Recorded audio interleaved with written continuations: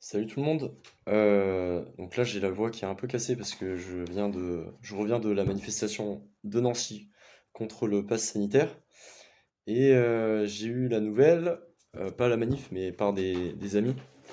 Je savais pas que depuis septembre 2020 en fait il y a une personne qui est incarcérée à Nancy qui s'appelle Boris, qui est anarchiste. Il était incarcéré jusque-là à la prison de Nancy-Maxéville depuis septembre 2020 pour avoir incendié deux antennes relais.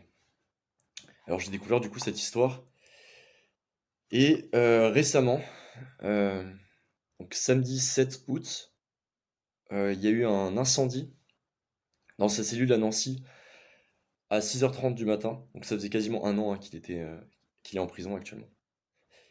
Donc il y a eu un incendie et il est actuellement plongé dans le coma artificiel au service des grands brûlés de l'hôpital de Metz. Donc le feu aurait pris vers 6h30 dans la cellule où il était placé seul en détention. Euh, la seule certitude est que la prison est un système de torture institutionnalisé et que l'État, de la police à la justice jusqu'à la prison, est directement responsable de cette situation, que la tristesse se transforme en rage contre toute autorité. Des amis complices et compagnonnes de Boris. Donc là, j'ai lu un article sur sansnom.noblogs.org qui parle de cette affaire. Et donc en cliquant sur le tag Boris, j'ai découvert qu'il y a plusieurs autres posts qui ont été publiés. Et notamment, en fait, sa déclaration, enfin un texte qu'il a écrit depuis la prison.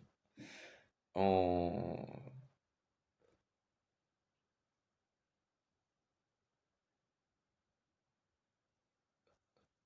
elle a été publiée le 21 juin 2021, mais peut-être il a été écrit avant.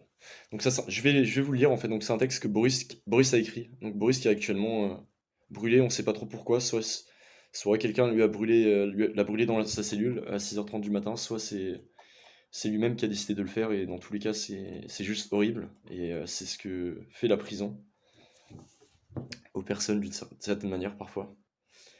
Et donc je vais lire son texte, cette lettre qu'il a écrite euh, le 21 juin, il y a quelques mois. Pourquoi j'ai cramé les deux antennes du mont Poupée? Salut, moi c'est Boris. Cela fait maintenant 9 mois que je suis incarcéré au centre pénitentiaire de Nancy-Maxéville pour l'incendie de deux antennes relais dans le Jura en avril 2020.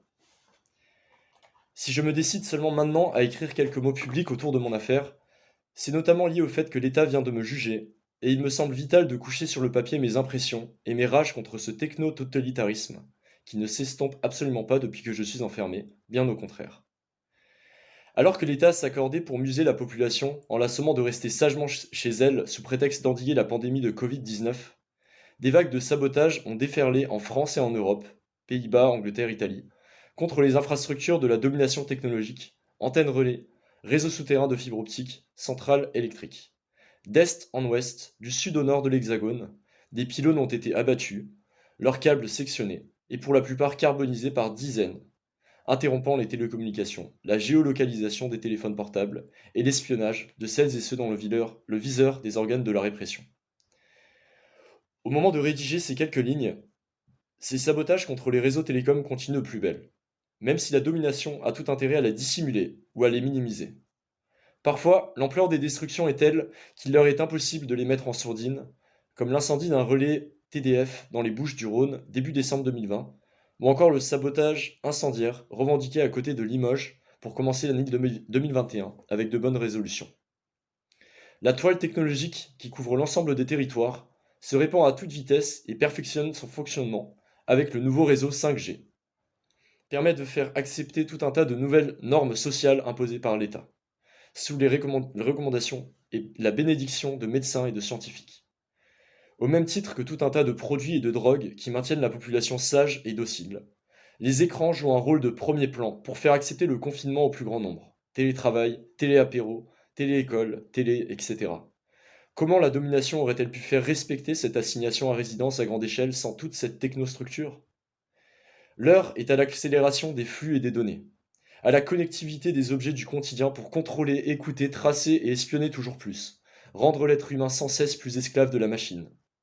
C'est tout cela que la domination appelle progrès, civilisation. En réalité, ce projet de société a tout de dystopique. Face à ce quadrillage du numérique, il n'y a pas 36 000 solutions. Il me semble nécessaire de dépasser le stade de la critique et d'agir ici et maintenant, en reliant les idées aux actes, en prenant les précautions nécessaires pour éviter de tomber dans les mailles de la répression. Et malheureusement, je sais de quoi je parle. Toute l'affaire part d'un bouchon bleu d'apparence neuf et recouvert d'une substance huileuse en plastique au pied d'un des deux relais du mont Poupée, sur lequel est prélevé mon ADN. Étant fiché, je me retrouve dans le viseur des juges et des flics qui mettront de gros moyens humains et financiers pour épier mon quotidien, entre parenthèses mes habitudes, mes fréquentations, durant l'été 2020. IMSI Catcher, caméra devant les domiciles, GPS sous les voitures de mes proches, écoute et géolocalisation, civil du GIGN de Versailles en filature et en planque, etc. Pour ce qui concerne la gave, je dois bien dire que j'ai merdé en parlant, même si ce n'était qu'à mon sujet, entre parenthèses. J'ai beau avoir fait de nombreuses gaffes auparavant sans avoir jamais rien dit, ce jour-là, j'ai fait cette erreur si fatale qui, une fois faite, est impossible à réparer, à effacer. Il reste le risque de s'enfoncer encore plus, de s'embourber dans des explications qui ne peuvent qu'être préjudiciables à l'accusé. Je m'en suis voulu, et je m'en veux encore aujourd'hui, d'avoir donné des billes à la répression, répondant à l'interrogatoire de ces inquisiteurs du pouvoir, véritables pervers, qui savent parfaitement s'engouffrer dans les failles psychologiques de l'individu et faire craquer. Ça ne se reproduira plus jamais.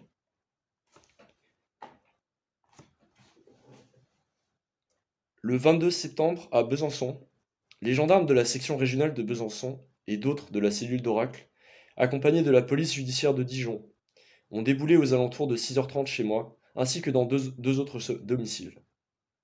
Sur commission rogatoire de la juge d'instruction Lydia Pflug, entre parenthèses à la tête de la GIRS de Nancy, pour destruction par incendie d'antennes relais en bande organisée, participation à une association de malfaiteurs et destruction par incendie en bande organisée à Besançon dans la période du 9 janvier au 9 avril 2020. Si les deux autres perquisitionnés sont sortis en fin de journée, j'ai été déféré à l'issue de mes 48 heures de garde à vue dans le bureau de la juge, inculpé de l'incendie de 2 antennes relais sur le mont Poupée, le 10 avril 2020, dans le Jura, et placé sous le statut de témoin assisté pour un autre incendie, celui d'un local technique SFR du relais TDF du mont de Bréguille, sur les hauteurs de Besançon, ce qui vaut la qualification de tentative. À l'issue de l'enquête en mars 2021, le parquet requiert le non-lieu pour l'association de malfaiteurs et la tentative d'incendie de fin mars, mais réitère le renvoi en correctionnel pour l'incendie du 10 avril 2020. Lors de ce feu nocturne sous confinement, les télécommunications de l'ensemble des opérateurs télécoms, Bouygues, SFR, Orange et Free, ainsi que des organes répressifs de l'État, police et gendarmerie, et de la société d'électricité Enedis se sont retrouvés momentanément hors service. Ils estiment les dégâts entre 750 000 et 1 million d'euros. C'est donc précisément pour ces faits que j'ai comparu le 19 mai au tribunal de Nancy. Malgré la demande de report de mon avocate, qui ne pouvait pas être présente, le tribunal, après plus d'une heure d'attente, a statué pour la tenue de l'audience. La mascarade pouvait alors continuer, sans public, mais avec un journaleux de la presse locale, prêt à dégainer sa verve de laquais du pouvoir pour asseoir un peu plus la domination, à aider l'État à faire passer sa vengeance lâche et froide, à l'abri des regards et des oreilles venues en soutien. La présidente, qui dès le début se plaignait du manque de considération de la part de son ministre vis-à-vis du corps des magistrats, entre parenthèses, la grogne des flics donnerait-elle des idées à la magistrature, en vient à aborder le refrain du pauvre citoyen malade qui ne peut plus appeler l'hôpital ou du fin fond de sa campagne pour se faire soigner. Je rétorque simplement qu'il est temps d'apprendre à vivre les uns avec les autres, ce que la société nous a retiré en nous isolant derrière des machines, avec des écrans nous rendant aveugles, des oreillères nous rendant sourds face à l'atrocité de ce monde, qui exploite, empoisonne et tue les êtres vivants, humains comme non humains. Je donne alors un exemple personnel, sur le fait que moi-même j'ai grandi sans portable, et qu'il existait certainement plus d'entraide et de soutien entre les gens, une époque où l'on n'avait pas besoin d'applications pour se parler, se rencontrer, s'embrasser ou baiser. Je passe directement au verdict énoncé par la présidente, que j'ai à peine entendu. 4 ans, 4 ans de tôle, dont 2 de sursis probatoire, plus plusieurs dizaines de milliers d'euros d'amende. Je ne me souviens plus la somme exacte. En sortant du tribunal, j'ai eu le plaisir de voir un bon groupe de potes et compas en soutien qui ont semé un moment les CRS pour me saluer au cri de liberté, liberté. Ça m'a envoyé pas mal de chaleur et de force. Mes yeux étaient à la fois remplis de tristesse, de joie et beaucoup de rage. Quelques minutes après l'énoncé du jugement, je savais déjà que je ferais appel, ce que j'ai fait 3 jours plus tard alors que je me retrouvais au mitard. J'aimerais éclaircir quelques points sur ce qui est sorti dans la presse. Ce n'est pas uniquement contre la technologie 5G que j'ai agi, c'est l'ensemble des ondes, 2G, 3G, 4G, contre lesquelles je lutte. Le techno-totalitarisme impose ses plans macabres à toute vitesse, renforçant et améliorant ses infrastructures déjà existantes. Bien sûr, la 5G va nécessiter l'installation d'une multitude de mini-antennes partout pour accélérer les flux de données d'informations et ainsi permettre, par exemple, de connecter chaque objet du quotidien, ôter toute autonomie aux individus, les rendre esclaves des machines, tout en les espionnant à des fins commerciales ou autres, entre parenthèses, auto-isolement, exploitation à domicile avec le télétravail, abandon de contact tactile entre nous, omniprésence des écrans petits et grands dans nos vies. C'est l'avenir proche qui se dessine, la dystopie en marche. D'ailleurs, à destination de celles et ceux qui continuent de croire aux énergies dites, entre guillemets, vertes, à la pseudo-transition énergétique qui n'est en réalité qu'une accumulation des ressources, à l'extraction de tout un tas de métaux aux 4 coins du monde dont les quantités nécessaires pour produire leurs bagnoles électriques, leurs kilomètres de câbles, souterrains ou perchés, sont en constante augmentation et qui sèment cancer, dévastation et mort, le problème n'est pas uniquement l'émission de gaz à effet de serre. Ce n'en est qu'une infime partie. Le tout électrique est tout aussi dévastateur et mortel. L'extraction de tous ces métaux ne peut se faire qu'en utilisant des acides ultra nocifs et polluants qui pourrissent et empoisonnent sols et cours d'eau, causant des maladies incurables, quand ce n'est pas une mort rapide et certaine. C'est la réalité du monde tout numérique qu'ils cherchent à faire passer pour écologique, comme une alternative à la pollution de l'air. Autant de raisons pour lesquelles je fais partie de celles et ceux qui, au premier retentissement de l'ordre étatique et sanitaire, ont refusé de s'enfermer chez elles, eux, et sont sortis pour s'attaquer directement à un des piliers de la domination. La tête haute, le cœur ardent. Vive l'anarchie.